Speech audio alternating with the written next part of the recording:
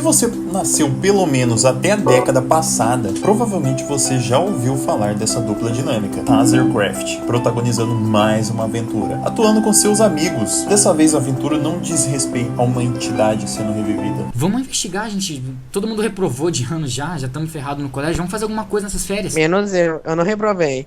Ah, vai tirar seu sutiã, vai. Uma fuga de prisão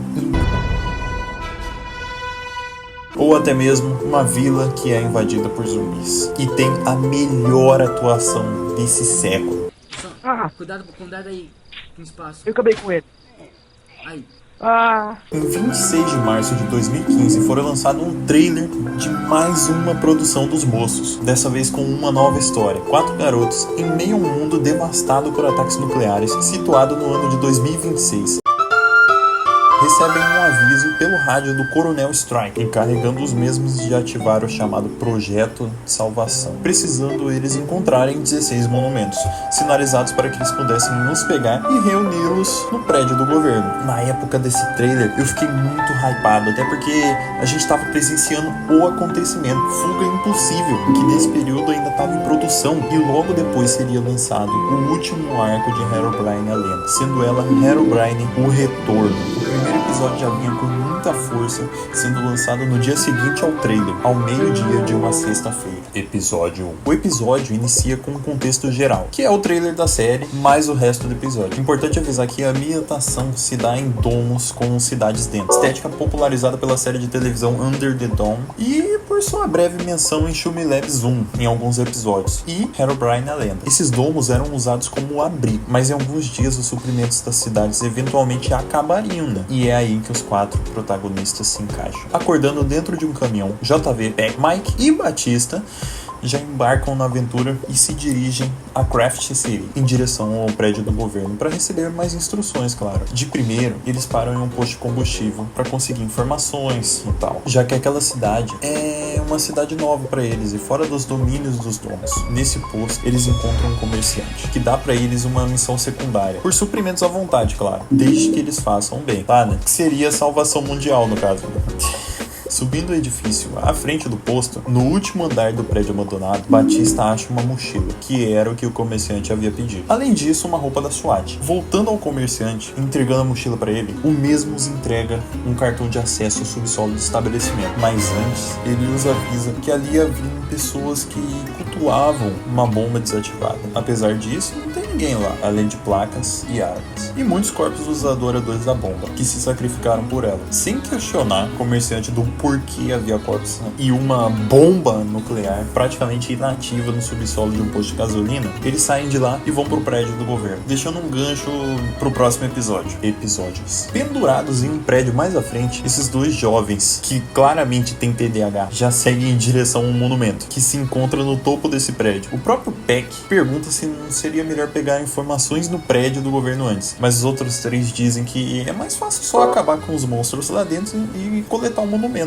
desde que o Peck consiga dar cobertura com uma sniper que ele coletou no prédio vizinho. Tudo corre bem até que o JV ative um dispositivo sem querer, que explodirá o prédio em alguns segundos, dando tempo de eles saírem de lá aos moldes de Jack Sparrow, com o prédio explodindo logo depois. Eles verificam o que foi coletado e era um livro contendo uma parte do código, sendo ela o número 7. Cansados e sem local seguro, eles decidem dormir por lá mesmo. Acordando no susto, eles encontram malucos armados e com máscaras, guardando um monumento do lado deles. Investigando da maneira mais discreta possível, eles dão cabo de todos os malucos e encontram mais um livro, dessa vez achando a primeira parte do código, a letra W. Junto a isso, eles encontram um livro explicando que os malucos e os adoradores da bomba são as mesmas pessoas, basicamente, e seguem ninguém mais, ninguém menos do que Nikola Tesla.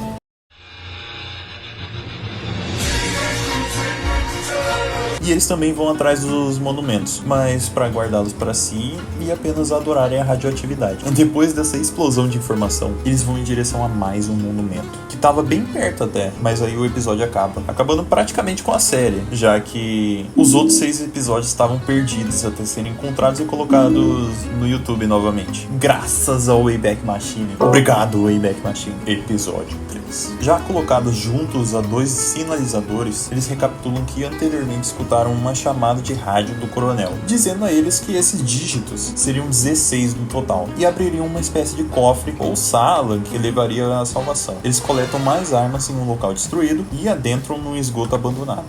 Isso. Pra que serve? Uma luz azul. E o que ela faz?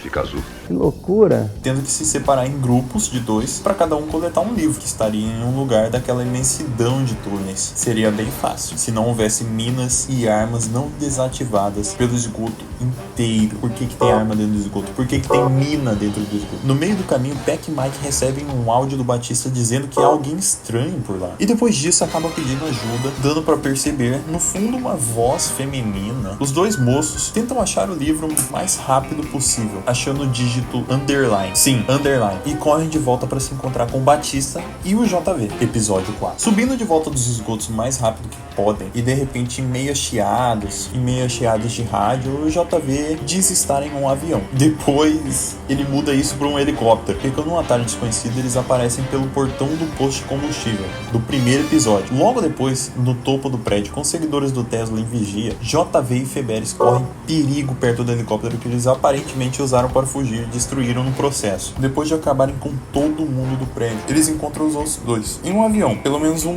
dos códigos havia sido deixado pelos malfeitores na confusão. A letra L. Importante citar que havia uma mulher contra eles, a qual fugiu de helicóptero. Todos eles fogem de lá de rapel antes que alguém reapareça, indo em direção ao prédio do governo. O tal prédio do governo. Episódios. No auge da estratégia, os moços vão até o prédio do governo enquanto seus amigos ficam em um prédio perto para dar cobertura. Caso algo aconteça, né? Perto de entrarem, eles ouvem um tiro de aviso e uma voz gritando. Uma voz de alguém talvez conhecido. Ele tá ali, ele Toma aqui, tira a arma da mão, tira a arma da mão. Tira a arma da mão.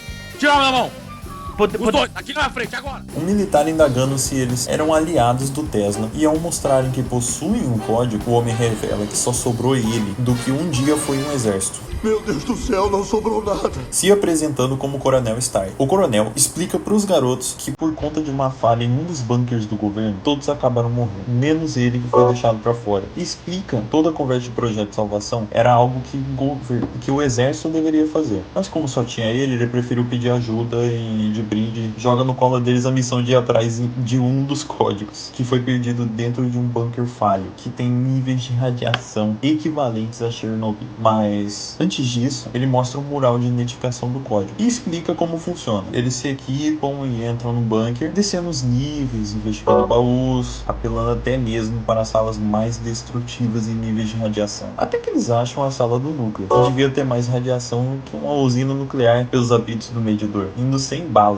e tendo que usar a famosa faca K-47. A faca perfeita pro combate. Pensando que tinham achado o núcleo, eles descem até uma grande sala e encontram. Cuidado.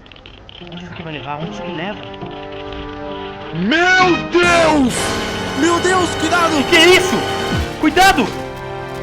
Como que a gente vai ganhar? Meu! Nossa! Striker, não é melhor você vir pra cá? Tem certeza que isso é uma boa ideia? Nossa! Vou já... Não tem mais volta, vem! Ai! Caramba, a entrada quebrou! Pega cobertura! Peck e Mike atirando na segurança e Strike, um velho de pelo menos 50 anos de idade com uma faca K-47. Acabam derrotando todos eles, mas pelo alto nível de radiação do ambiente, acabam ficando fracos. E com todos os seus esforços, eles abrem o baú do núcleo e descobrem o quinto código, a letra O. Tudo estaria muito bem se o Striker não tivesse morrido. Não, ele não faria isso comigo. Devido a um problema em sua máscara. Então eles deixam o local e levam a sua faca, a K-47. Voltando do bunker, eles situam tudo pro JV e pro Batista. Se equipam e logo depois vão para outro sinalizador. Em um metrô, todos vão em direção aos mesmos túneis para evitar de serem capturados e descer mais e mais. Ao fim de toda a guerra e ao fim do metrô, eles encontram mais um código, a letra T. Mas não tem tempo para pensar nisso, porque o teto cede inteiro e a lava começa a invadir todo o local, obrigando eles a correrem mais rápido ainda pro prédio do governo. Episódio 7. Todos, menos o Batista, estão rodeando um banco que tem um dos sinalizadores. Eles decidem ir com cautela, pois um helicóptero do Tesla estava no terraço do local. Eles entram pela lateral por meio de um zumbi que que eles encontraram num caminho. Por meio de um zumbi, eles encontram um caminho para o cofre, o qual tá infestado de criaturas. Eles descem por um elevador e descobrem que o banco na verdade guardava coisas antes da guerra estourar, para preservar a história. Como um museu. Como começaram a aparecer muitas aranhas, os garotos são obrigados a derrubar o teto inteiro e quase levar o Mike no processo junto. Mas como era um caminho para talvez um código, eles explodem tudo e abrem um caminho. E ativando o botão, eles afundam mais e mais no banco. Subindo uma escadaria destruída, eles encontram uma aranha mais gigante. Mais gigante que as aranhas gigantes. Agora deu caralho mesmo, viu? Que na verdade era bem fraca até. E já pegam um núcleo que indica o código da letra O. Em meio desespero, eles acionam um botão que abre uma saída de emergência nesse meio episódio. Saindo de lá, eles encontram um enxame de mobs. De alguma forma mágica, o Batista aparece, sendo que ele não tava no episódio anterior, vai entendendo. Mas só de presença mesmo. Subindo as vinhas, eles encontram simplesmente 235 zumbis. Porém, sem balas, não havia mais nada que pudesse ser feito. Mas então raios começam a ser lançados contra a Horda. E o Dr. Tesla se revela. E o que vem a seguir são 9 minutos de pura enrolação, não sendo importante pra nada nessa história, porque é só uma discussão sobre radioatividade ser boa ou não, escrita por um garoto de, sei lá, 17 anos, 18 anos. No fim dela, todos eles, menos o Batista, que tava pelo menos uns 20 metros de lá, são capturados. E aí é deixado um gancho pra continuação. Aí você me pergunta, Souza, tem o episódio 9? Eu queria que tivesse. Ou melhor, eu não queria pelo ritmo que a série tava tomando já. A série veio a acabar em 15 de maio de 2015, sem nenhuma finalização, como qualquer outra série do Tazercraft. Tempo depois, os episódios foram praticamente apagados da existência, sobrando poucas provas da sua existência no YouTube. O que veio a reviver eles foi o próprio Wayback Machine, da própria galera que tava baixando os episódios e lançando lá antes de eles serem apagados, que ajudou bastante a fazer esse vídeo. Enfim, galera, dei o resumo aqui dessa obra aí de 1h30 de duração. Na minha memória era melhor e agora dá pra perceber porque que simplesmente foi esquecida pelo tempo e por todo mundo. Então, galera, o vídeo vai ficando por aqui. Eu peço pra vocês deixarem um like, se inscreverem e valeu, falou! Fui.